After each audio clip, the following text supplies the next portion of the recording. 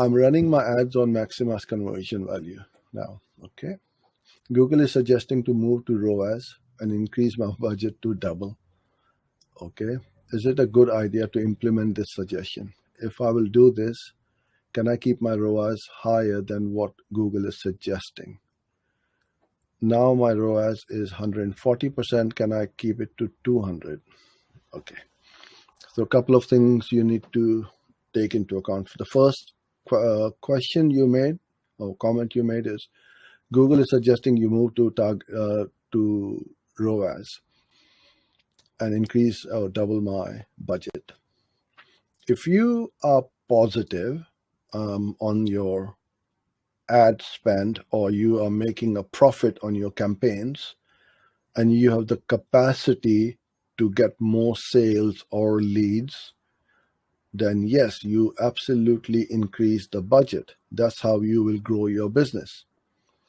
If you are not, then you do not scale. You optimize it to the point where your ROAS is a profitable number, and then you start to scale.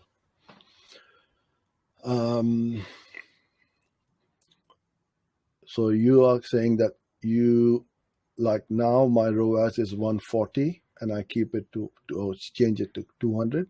You can try. I would not change that in the same campaign. Copy that campaign, make another one, set the ROAS to, let's say, 175 or 170%, then copy paste another campaign and run it at 200% ROAS. So you have 3 campaigns running at the same time. One would be at 140, another one would be 170, another one would be 200, and you will see some very interesting data coming through, and you will get that sweet spot of what is your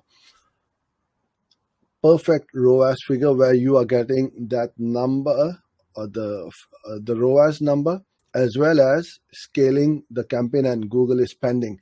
Because quite often what happens is if you increase the ROAS, your impressions, clicks, and everything goes down, and the ads or the campaigns don't spend the money, the daily budget.